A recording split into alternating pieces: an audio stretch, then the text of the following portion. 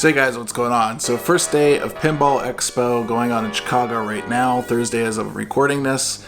And we got a live stream Tuesday night of James Bond 007, and I have some thoughts and stuff about it. And I first of all just never realized how long George Gomez has been in the game, the guy that's designed this current pen. He's the head of everybody that's designing games there right now. And when Steve Ritchie left, he just kind of took over this project, completely threw everything out and started over all again. And he said this has been kind of like a dream project for him. This was his version of Star Wars when he was growing up. Did you start completely over when you took over the Completely design? over. I threw everything out. Yep. There isn't a single shot. Nothing. There's nothing left from Steve's work. Because you restarted, were you under a tighter time constraint? I was under a tighter time constraint, but that's not the hard part. The hard part is I have a real job, right? This is George's fake job. Yeah, he still has to run our entire studio. Yeah, right. So running the studio is kind of it's a lot of work. Yeah, so you're in the middle of like insider stuff. Yeah, Insider Connected is my baby, and you got it. Can you say no to this? Can you say no to this? I couldn't say no to this. And I don't think it's just him, because when I was growing up, I saw the 007 movies and stuff with my family. And yeah, it definitely is like up there with like Star Wars, Indiana Jones, all that. Like, there's this one time that I walked into an arcade sometime in the mid 80s, and sitting there was this brand new, beautiful arcade machine with this really interesting steering wheel and all these lights and stuff going on it. And it turned out that game was Spy Hunter. What I didn't know until years later is that George Gomez is the guy that actually designed Spy Hunter. And during the Q&A session of the live stream, I just had a grin from ear to ear, because not only did I get to like acknowledge and say, hey dude, still love Spy Hunter, still play it to this day. Just to prove it, here's my actual NES copy of Spy Hunter that I still play today. But not only that, getting to ask him questions about Bond, but we got a little bit of backstory about Spy Hunter and the making of it. And that was just a really cool experience to see on stream. I was giddy because I freaking love that game. Thanks for making Spy Hunter still play it. Hey, there you go. Spy Hunter began life as when I was a young man, and I had some success from the Tron project. The company sent me to the JAMA show in Tokyo, and I'm really old. This was like when the Sony Walkman first came out, and I bought a Sony Walkman in Tokyo, and I also bought James Bond's Greatest Hits as a cassette. And I listened to that all the way back. And I'll tell you right now that the notion of Spy Hunter was music when you have weapons. I wanted to replicate those scenes where Bond is completely overwhelmed by enemies, and the music comes up, and of course he's going to overcome, right? And that's like that. And if you want to know what I'm talking about, watch You Only Live Twice, the Little Nelly scene when he's overwhelmed by the helicopters, and when he's gonna fight off the helicopters, that Bond music comes up. So, Spy Hunter, you brought up Spy Hunter. That's a really good. You're very perceptive. But as I'm going through this whole pinball experience of like reconnecting with pinball and everything, there's certain things as you learn along the way. Like for me, themes are great when they match together with really good shots and rolls and stuff, but theme's not always everything. Like theme is, when I first was getting into this stuff, like theme was like top of the line. Like, yeah, it's gonna have a good theme, but now it's like kind of like a couple levels below, like, shots, rolls, all that other stuff. And for instance, I'm not into like Deadpool in the sense that I've like read every comic or anything like that. But the Deadpool machine, although it's not like, the theme is not something I would like necessarily go after, the machine, the shots, the rolls, and everything, it just flows, has all these cool little shots, things go into other things. Like you go around a Colossus shot, you hit it hard enough, it hits a target. You don't hit it hard enough, sometimes it goes on the in lane on the right flipper. It's just like really cool geometry and things. There's that Snick shot that's just freaking awesome. The way the balls lock in the handle for Ninja Multi-Ball, just all that freaking thing, all those things together just make that machine awesome for me. And I love how fast that Pro is. It goes ape shit sometimes. I love it. Well, guess who designed Deadpool?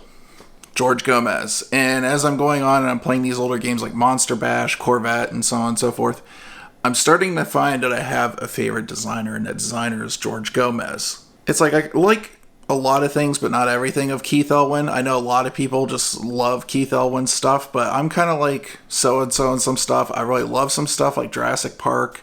Godzilla, I know a lot of people really love Godzilla, but and I don't hate it. I think it's okay. It's fun every time I play it, but I wouldn't go out of my way to like own it or anything like that. So everybody's a little bit different. Everybody's got like, what they like, what they don't like. And it's funny because like the personalities of the designers are almost like getting to know personalities of people. Like you just gel with certain people, you don't gel with certain people.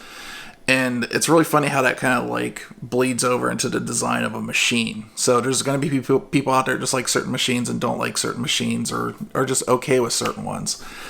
And so watching this stream, I was really curious because when I first saw it, I was like, oh, these shots and stuff look really awesome.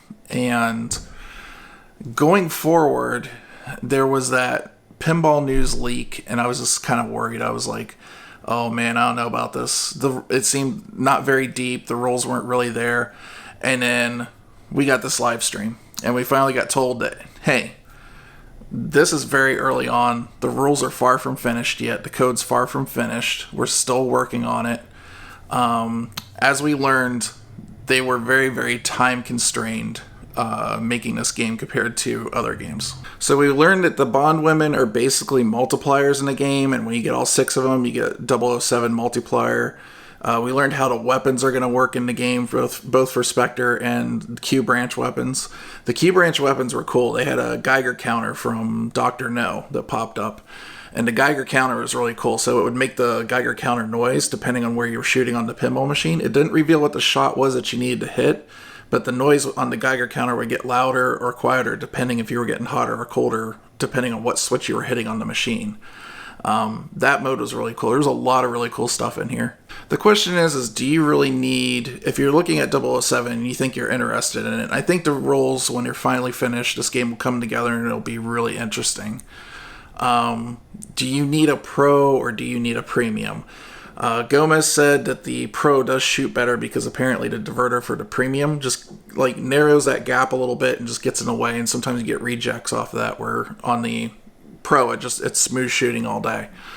So there is that benefit to it. So he said it's maybe a little bit more flowy on the pro, but otherwise the things that they're going to be doing with the jetpack, they're going to be doing mostly with like roving lights on the pro, so there'll still be some of that in there. So other than that, the other things like the underwater bond, that's just going to be a plastic. The ball lock is just going to be virtual. There's not going to be a physical one there. So if you were to get one and you were tight on a budget, the things you're getting with the metal ramps and the wire forms, just like on Deadpool, I think you're getting a lot of good value. Now, do you want a really yellow pinball machine in your house? I don't know. It's one of those questions, but I did, after coming away from the stream, really like what I was seeing, and it was very different from a lot of normal fan layouts that we see. When people say I don't like fan layouts, every pinball machine is a fan layout technically, but this does have that nice side shot with the flipper and everything. I'm still a little concerned about the edge of the playfield where that scoop shoots out for the Thunderball underwater scene. I'm a little bit concerned by that, but if you're interested, if you want to see for yourself, I'll have the link for Deadflip's live stream down below. You guys should check it out, but right now I'm kind of like cautiously optimistic, but I think it looks cool. Okay, and last little bit that came out of the expo from Stern is the new Mandalorian Topper. It is basically a diorama of the Razor Crest cockpit with a screen underneath with a piece of plastic or whatever, and it creates this holographic effect. It's a cool effect and everything. As you guys know, I have a Mandalorian that I route, that I put on location and stuff like that, and it's only a pro. So when I got it long enough ago that I think it was about $6,200 or something like that for that.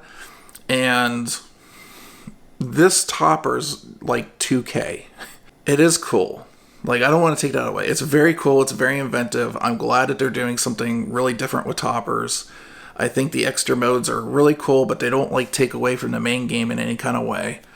Just like an additive thing, which I don't know. The way I feel about the Jurassic Park one, the Goat Mania thing that came with the topper. My main problem with the Jurassic Park was just like how simple it was, and this is finally like something. Like I don't need like a big topper on top of a pinball machine that says the Mandalorian when it's already on the translate. It's like that makes no sense to me. So I'm really glad they did something different.